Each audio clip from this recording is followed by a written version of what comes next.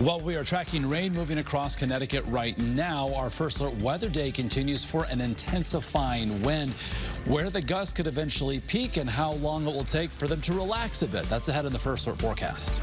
Plus, a new layer of protection for local students with the help of armed guards patrolling the halls in one city. Our #1 priority is to make sure when you travel safely.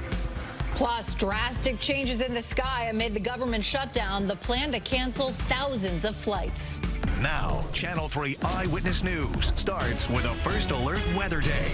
And that First Alert Weather Day is for that gusty wind out there. Yeah, it is certainly ramping up right now and will really be howling out there tonight. You can see right there the flag flapping down by the water in Old Saybrook. Gusts could be powerful enough to actually cause some power outages, so this could be pretty serious.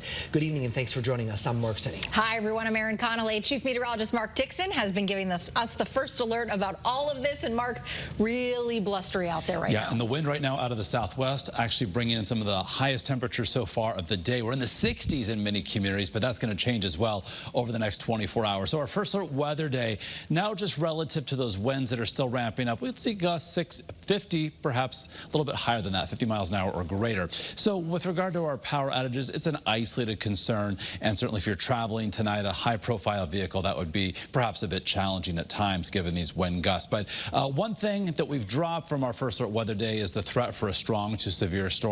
They were off to our west at one point severe, but they've been weakening, just tracking some showers and some downpours moving across the state right now. But they're already on their way out, pushing through eastern Connecticut, exiting here soon, and clearing takes place thereafter. So the wind, especially along the shoreline, we're getting gusts between 35 and 40 miles an hour. And also note the wind beginning to change direction because a cold front is moving through. So our wind advisory remains in effect until 8 o'clock. But even before we get to 8 o'clock in the morning, thinking the winds will start to subside.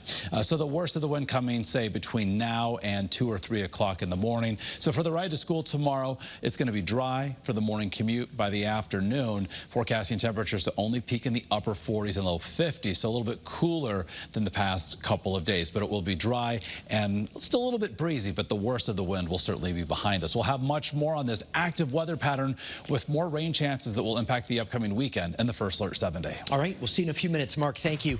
Right now, some breaking news just into our newsroom from New Haven. 3 school employees are on leave tonight after a student was given medicine that made them feel drowsy. Police say a part-time staff member in an early childhood program handed out the unauthorized over-the-counter medication. Police were then contacted by a parent of one of the students. Police are not releasing any more details right now, but tonight the district said only school nurses are authorized to distribute medication. Bristol Public Schools is adding another layer of security. The Board of Education voted to change district policy to allow armed security guards in schools. Amanda Callahan is your reporter live in Bristol tonight with how it will work. Amanda. Well, Erin, as of now, the district will use its current director of security as the first armed guard, but the policy change that happened at tonight's meeting means that they can expand that program in the future. The goal of it is to have an extra layer of security so that students and staff here at school feel safe. All in favor? Aye. Aye. Aye. A unanimous vote by the Bristol Board of Education, a policy change taking effect to allow the school district to employ armed guards. As of right now, Bristol has school resource officers who are armed, but those positions fall under the Bristol Police Department. Now that won't go away. Instead, Bristol Police Chief Mark Morello says his officers will work with the armed guards to improve school safety.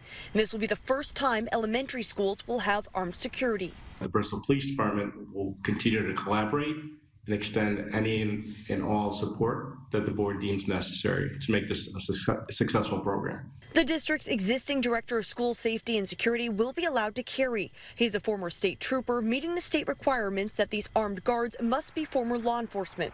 The supplemental armed security staff, along with the police department, not only in the schools, but in our extracurricular activities, sporting events. Parents went before the board to share their thoughts on the change.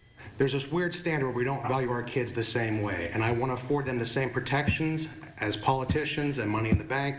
We need better resources for our counseling. We need better after-school resources. We need better community building resources in the schools. Those are the kind of things that stop violence. Board of Ed members say this is a way to make Bristol schools safer, especially with concerns over school shootings. Schools are going to become a target for some twisted and sick individuals. So we definitely have to have levels of security, and it's got to be multiple. Now, this change won't take place overnight. The director of security has to make sure that he has all of the proper training, and the school district needs to make sure that it has liability insurance in place.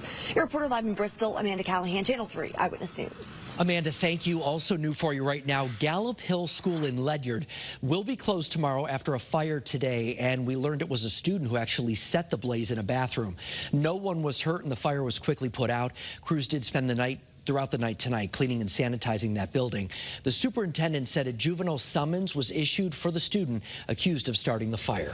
One person is still missing after a massive fire and explosion at a home in Basra, and the blast was caught on camera. A neighbor on Fitchville Road says he heard two big booms before seeing flames coming from that house early this morning. He ran over to try to help the man who lived there. Went in the door was already open for some reason, so I ended up just going in and yelling his name, and it was too smoky for me to go forward. I just couldn't hear anything. The house and detached garage are both destroyed. Investigators spent much of the day searching through the rubble for any sign of the homeowner. Tonight, we've just learned a 15-year-old boy has died after a multi-car crash that happened last month in Glastonbury. 3 cars collided on Hebron Avenue right near Ridge Road a week and a half ago. One other person suffered serious injuries in the collision. Tonight, police are still investigating. New tonight at 11, the man who killed a person in a hit-and-run crash in Waterbury has learned his fate. 22-year-old Trey Pratt was sentenced to 2.5 years in prison. He ran over Dwayne Hunter on Chase Avenue last year and sped away. Police tracked Pratt down using surveillance video and found his vehicle with front-end damage. Tonight, we're following developing news for you right now. The government shutdown will soon have a much bigger impact on your next flight.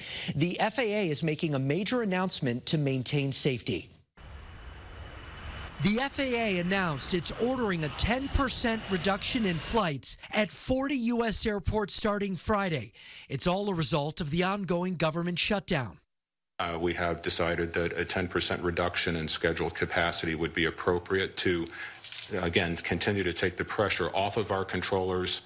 We do not want to see disruptions at the FAA or here at DOT. We don't want that. But our number one priority is to make sure when you travel safely. The locations impacted by the cuts will be announced on Thursday. The flight reduction will impact both commercial and private air travel, with as many as 4,000 flights canceled each day. The announcement comes as travelers across the country experienced increased flight delays and cancellations due to staff shortages in airports. Air traffic controllers and TSA workers are on the job without getting paid during the shutdown. I feel bad for people not getting paid. Nobody wants to work for free, but, essential jobs are essential. We have to have them, and I wish they would hurry up and fix this. The shutdown is now the longest in U.S. history, with lawmakers still deadlocked over health care, with Democrats demanding extensions to expiring Affordable Care Act subsidies. 15 different times, Republicans in Congress, Senate and House, voted to open the government. And the Democrats, like our colleague who just tried to interrupt us here, voted to close it down. It's time to sit down and negotiate with Democrats to bring this Republican shutdown to an end and address the health care crisis. President Trump says he will not meet with Democrats to talk about health care until they vote to reopen the government. Now, we did reach out to Bradley Airport tonight. They tell us they have not been notified as of right now if they're on that list. Of course, we'll follow up and keep you posted. Turning now to campaign 2025, and the election is over and the numbers are all in, and it was a big sweep for Democrats in Connecticut. 29 seats in municipal elections went from red to blue, including in Bristol, New Britain, and Ansonia. Governor Lamont says what's happening in Washington, D.C. played a big role in the outcome here last night. I heard a lot of worries about what's going to happen to my health insurance costs and what can we do about that. Look what Washington's doing about it. We heard a lot about SNAP benefits. Obviously, that was front and center. That's 360,000 folks who are afraid that's not going to be able to continue. Some feel last night's results could be an indicator for the midterm elections next year, but our Republican political analyst, Themis Clarides, told us it is too early to tell. 12 months is a lifetime in politics. 1 month is a lifetime in politics. You're going to see things change a lot. I think this shutdown has unfortunately hurt the Republicans, and I think that has affected the vote in Connecticut. Now, Republicans did win several communities, including Torrington. Molly Spino declared victory over Democrat Stephen Ivane in the mayor race. That race was up for grabs after Republican Mayor Eleanor Carbone decided not to run for re-election. The city saw a red wave in the race for city council and Board of Education. A lot more still ahead on this Wednesday night, including this, the moment of impact. New video showing that cargo plane crashing in a wall of fire in Kentucky. What we're learning tonight about the investigation. Plus, a daycare teacher hauled away by ICE agents. How the federal government's explaining the shocking viral video tonight. And stepping up to Help Jamaica, the special event in Connecticut that's literally helping the country get back on its feet after Hurricane Melissa. All new CBS Tonight. At least 12 people are dead after a UPS cargo plane went down shortly after takeoff last night in Kentucky. In fact, the latest victim now recovered is believed to have been a child. Your reporter Sherelle Hubbard has late details tonight on the investigation from Louisville. It's completely heartbreaking.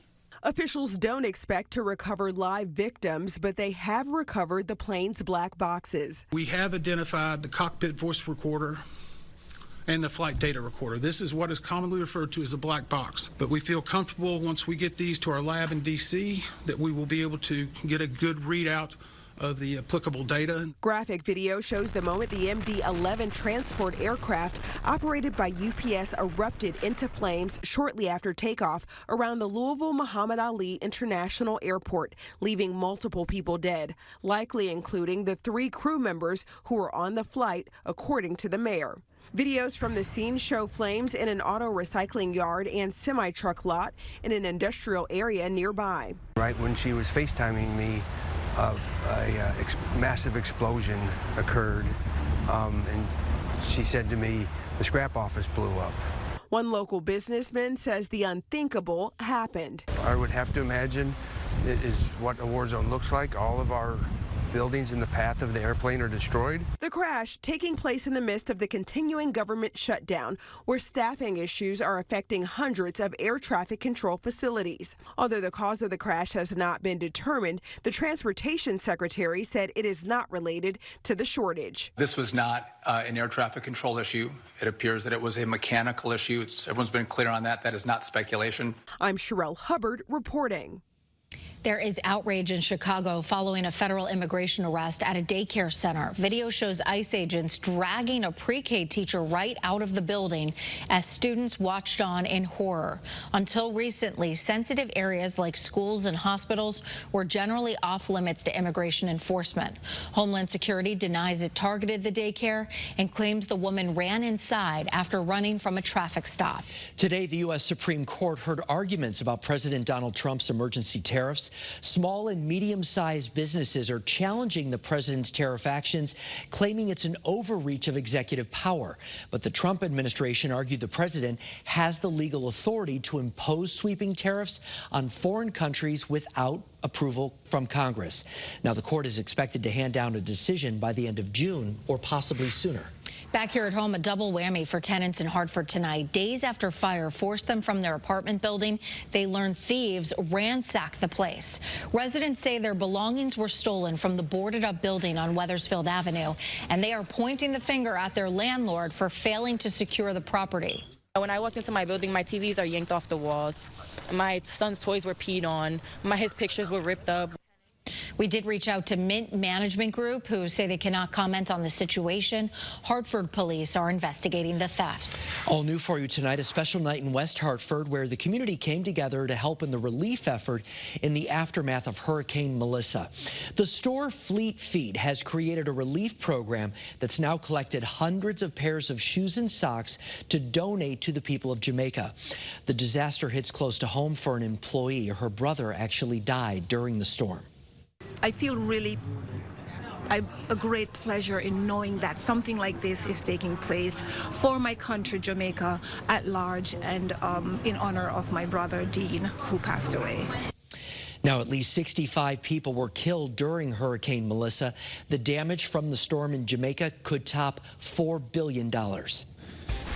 All right, on this first look, weather day, tracking some rain, an occasional downpour right now moving through northeastern Connecticut. We're tracking, of course, with the state's only live radar. So some of those deeper greens and yellows moving over 84 St. Holland up through Wellington into Union, also through Coventry, Storrs, Ashford, and Eastford. We'll continue progressing toward the east. And in fact, this is basically it.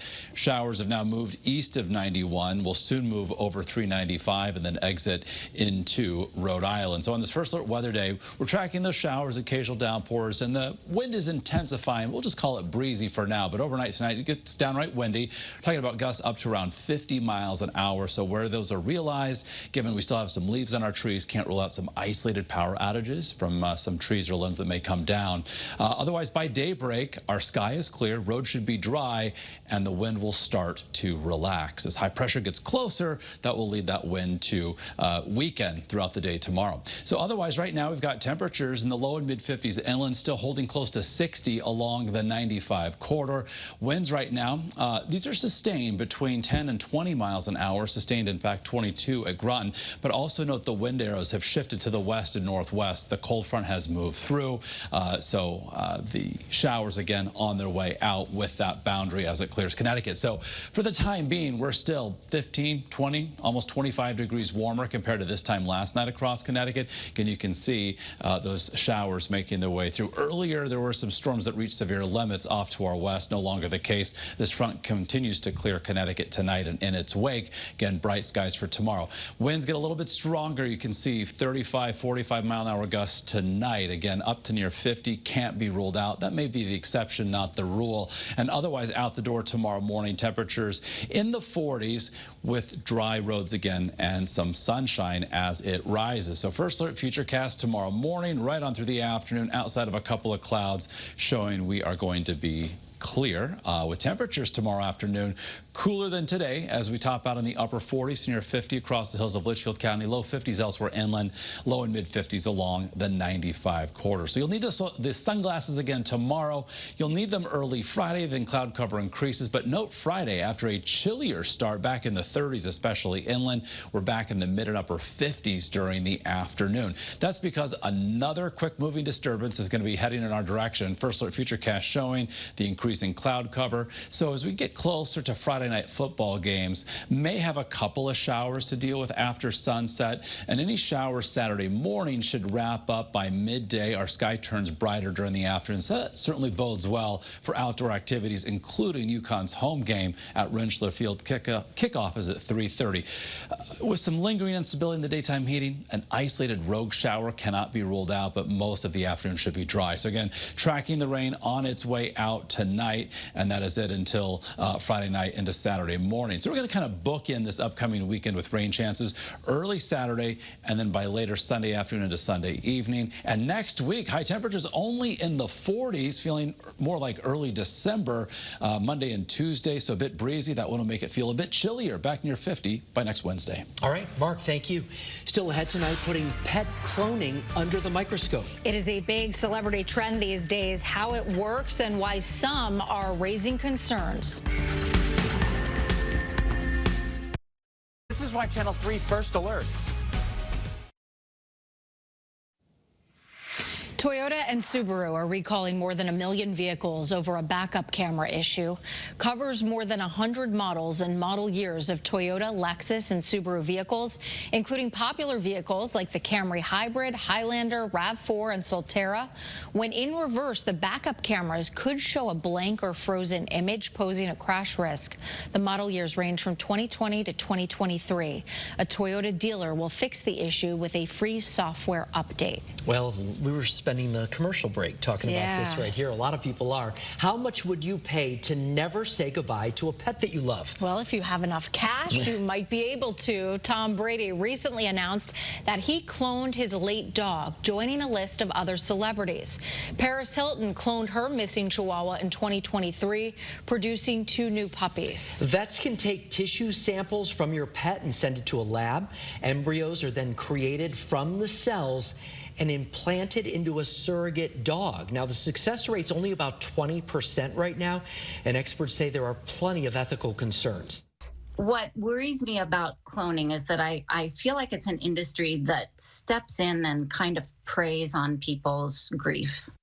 Well, we mentioned the money, and it is a lot. It starts at about $50,000. Still ahead tonight, revealing Connecticut's Revolutionary War legacy, the historic homes in Wethersfield that are so much more than a museum. All right, a look ahead to the upcoming weekend, the second one of November. Saturday could start off with some showers, not a washout, and by the afternoon, we're turning brighter, drier. Perhaps a lingering isolated shower, but certainly much better than the morning. Temperatures top out between 60 and 65, so mild. Sunday, relatively cooler, still above average, highs near 60. We start dry, but then see an increasing chance, an increasing likelihood for some rain as we head from the afternoon into the evening hours.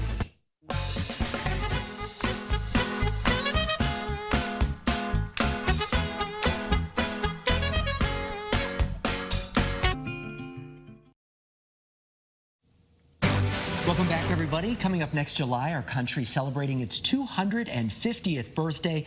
And each week until then, we're digging into our state's past, present, and of course, the future. And I got a closer look at a museum in Wethersfield that celebrates the legacy of the American spirit and its impact on our great state.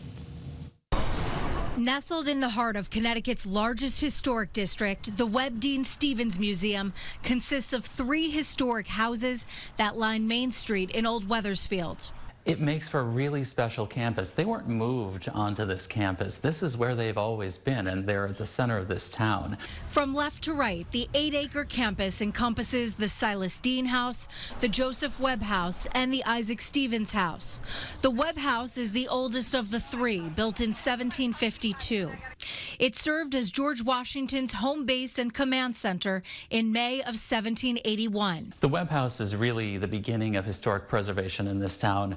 And it was thought about as worth preserving because George Washington spent the better part of a week here in 1871 to meet with Rochambeau, who was the commander of the French forces supporting the Americans in the Revolution. And there they decided on the military campaign that ultimately ended the Revolutionary War at Yorktown. The Dean House was home to our nation's first diplomat, Silas Dean, and his wife, Elizabeth. And if you were really important, you could make it all the way up to his personal chambers, and then, you know, you could talk business. It was completed in 1769. Dean's efforts led France to become the first country to recognize the United States as an independent nation. Dean had a separate dining room, which was not a given at that time, but important guests came. Washington actually had dinner here. As a completely separate time. John Adams came here too, so Dean was somebody. And last but not least, the Stevens House was built by leather worker Isaac Stevens in 1789 after the Revolution. The rooms reflect the taste of a middle-class family in the 1820s and 30s, with many original family possessions on display. And it really shows how the ideals of liberty and individual opportunity of the Revolution played out afterward, where someone like Stevens could really get ahead. By the end of his life, he actually became a banker, which is telling, and it's the American story. The campus serves as a place for community gatherings, recreation, and cultural enrichment. Hundreds of years of history that can be told in one place with national and statewide significance. Looking at the past requires us to empathize with people in the past. And if we practice putting ourselves in their shoes to figure out their homes and how they lived their lives, that teaches us how to empathize with each other, understand each other, pause for a moment and observe and listen and think carefully. And I think that's something that we can really use, all of us, right now. Erin, Connolly, Channel 3 Eyewitness News.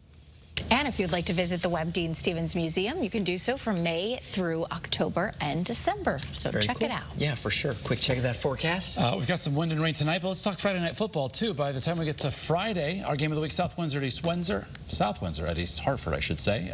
Cloudy, maybe a shower by the time those games are wrapping up. All right, Mark, thank you. And thank you for joining us tonight for the news here at 11. Have a great night, everyone. We'll see you back here tomorrow.